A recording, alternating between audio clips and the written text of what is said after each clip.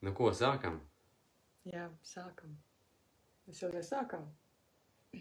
Nē, tagad turpinām. Nu, mēs viens otru esam uzaicinājuši šodien uz sarunu. Jā. Šī saruna, šis aicinājums jau gadu brieda. Tas nav tāds pilnīgi impulsīvs, jā, lēmums. Mēs abi briedām un nobriedām. Visums nobrieda un jā, esam šeit ar jums. Tāpēc super čau visiem, kas pievienojās un kas šo skatās un ir klātesoši. Mēs varētu sākt ar to, ka mēs iepazīstinām cilvēku, ko mēs esam uzaicinājuši. Jo es pieļauju, ka manai auditorijai, nu kādai daļai tu esi zinām, bet droši vien, ka kādai daļai tā kā nē, un otrādāk arī tāpatās. Kurš sāks?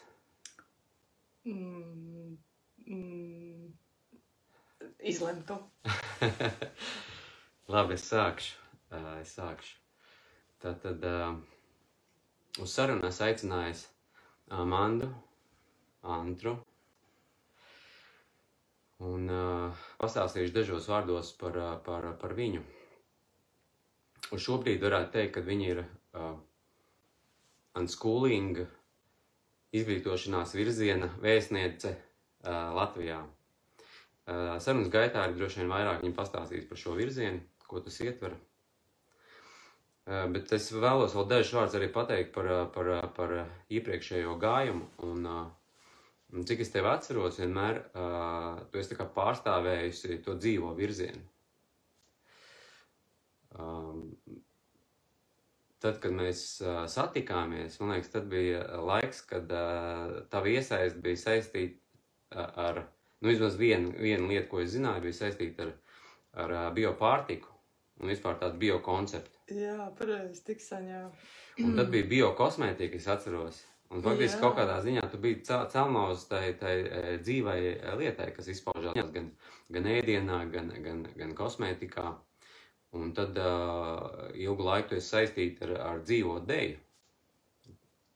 Un līdz ar to likumsakarīgi, ka tu beigās nokļuvi dzīvzemē. Tad mums šī tiešraide notiek no dzīvzemes. Un šī saruna ir dzīva, un arī mēs runāsim par dzīvu izglītību. Ko tas ietver? Tā kā aicinu turpināt mūsu klausīties. Jā, paldies. Super izvērsi to un parādīja man pašai sevi un savu ceļu. Un ka tas notiek tā tad atbilstoši jau. Tad par tevi. Jā, es tā nesagatavojos tik plaši, bet ja tu man pirmais, kas nāca, ko teikt, nu tad tu esi tas spridzinātājs. Man ir tie sērkociņi, jā? Jā, tas, kurš spēj to stars arī nosaukumu, jā. Man bio-eko dzīvais, tev ir stars ir tas, kur tu tā kā izgaismo to, kas vairs nestrādā īstenībā. Tas ir, to es esmu piedzīvojis gan pati personīgi savā dzīvē, kad tu spēj tā kā izgaismot to, kas tad īsti, kur nu tādā ziņā, ka uzreiz to paceļ gaismā un trigerē, un tu to dari arī globāli, nu, par tēmām, kas tev pašam ir aktuālas, gan arī īstenībā, jā, pasaulē aktuālas. Un tā uguns, kas ir tevī, to tad dara tā padziļo. Un, nu jā, tā kā, ja es varbūt tāpēc, kad es esmu sieviete un es tā kā, it kā arī radikāli un atklāti runāju par daudzām lietām, bet tomēr bišķiņ pietušēju, jo ir kaut kāda baile to patiesību atklāt un izgaismot, tad tevī es redzu to tādu, nu tā kā tas ir tā, un cik, protams, gatavība to dzirdēt ir, es redzu, ka daudziem tev ir gatavība dzirdēt, Un cerams, ka kļūs arvien vairāk, cilvēki modīsies un būs gatavi dzirdēt patiesību. Jā, tu esi patiesības vēstnesis. Nu, super. Tātad unschooling vēstnese un patiesības vēstnesis ir tikušies sarunā, lai vēstītu. Jā. Nu, tad es piešķiļu to sērkociņu, ja? Un pasaule augs pēc paziņojuma. Jā. Vēlētos dzirdēt labas ziņas, jo gan ir dzirdēts visādas lietas, kas tā kā tikai grauj un grauj. Kaut gan, nu, savā ziņā vēstījums būs arī par graušanu, bet šis būs unikāla graušana, tāpēc, ka viņi pacels. Jā. Jā, jo tas, kas notiek izglītības sfērā, un ne tikai izglītības, bet vispār sistēmas ietvaros, ir tie, tā kā, šausmas, ka viss tur tā, bet mēs tā kā to domu un to sajūtu vēlamies nodot, kad super, ka tā! Mēs sakam, ka... Nu, mēs esam ar lāpstām ieradušies tam, lai šī sistēma aizietu. Mēs ar cieņu pavadītu, jo ir gana daudz laba izdarīts prāta attīstības jomā, bet nebat tas ir vienīgais vektors, kurā tā kā sevi attīstīt. Un par to mēs droši vien arī savā sarunā runāsim. Jā, tā tad tas paziņojums, lielais paziņojums ir tas, ka īstenībā viss ir beidzies. Lai varētu sākties. Un ne viss, bet tā spēlīte, kura kādu brīdi bija ļoti, ļoti aktuāla un mums ļoti, ļoti vajadzīga, jo mēs caur šo veidu, konkrētā kontekstā, ja mēs šokar runājam par izglītību, tad tieši šis izglītības veids mums kādā brīdī bija ļoti vitāli nepieciešams cilvēces attīstībai. Tāpēc, kad bija ļoti ierobežoti resursi, dažādība, kā cilvēkam attīstīties. Nu, vismaz tā šķita. Un mēs tam noticējām, un mēs ļoti vēlējāmies attīstīties un piedzīvot kaut ko savādāku.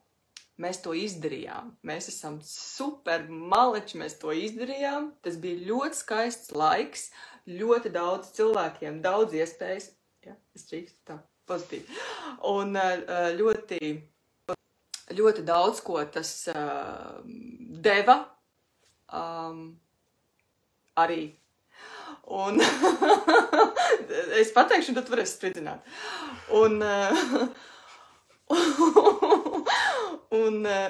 Un vienkārši ir pienācis laiks, ir šī spēle, šis veids ir beidzis savu aktualitāti. Tas notiek visās jomās.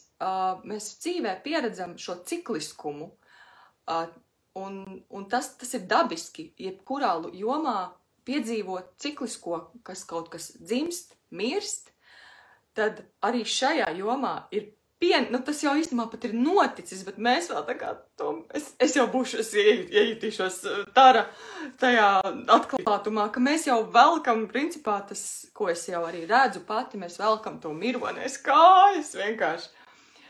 Tas ir beidzies, tāpēc, ka tam nav aktualitātes.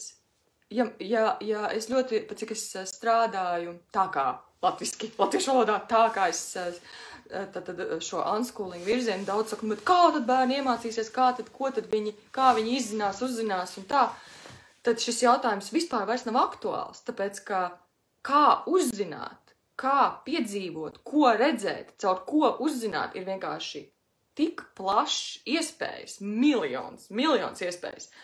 Un, es bišķiņ pārspīlēju, bet īstenībā es domāju, ka tā arī ir, ka bezgalība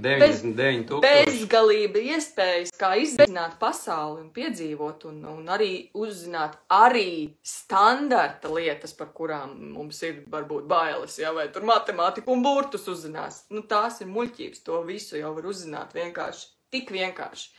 Un tas ir tik pieejams, un šis standarta skolas modelis vairs nav aktuāls nekādā veidā un nekādā formā un tā kā, jā.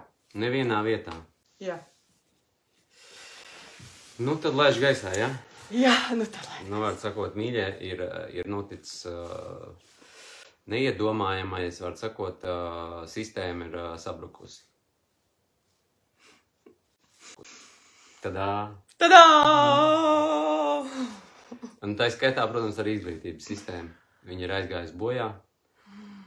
Un es varbūt no savas puses pastāstīšu, lai tā kā ieskicētu, kāpēc tas ir noticis, kādi ir tie mani pierādījumi, argumenti, lai tam varētu ticēt. Nu, tad būtībā mēs pieredzam, izteikti pēdējos 2 gadus, bet redzošākiem jau kaut kādu ilgāku laiku, kad viss ir balstīts tādās lielās fikcijās. Nu, ka patiesībā par to, ko runā televīzijā, radio, par to, ko runā ierēdniecībā, par to, ko runā birokrātijā, par to, ko runā skolā, tas viss ir par tādu kaut kādu dabā nedzīvu lietu. Ir kaut kādas lietas, kas turās tikai tāpēc, kad ir ticība šīm lietām.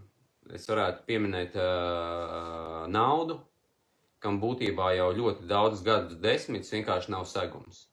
Ja kādreiz apakšā tu naudu varēja apmainīt pret dārgmetālu, tad šobrīd tāda iespēja tā kā nepastāv. Un tā nauda balstās vienkārši uz to, kad ir cilvēka ticība kaut kam tādam.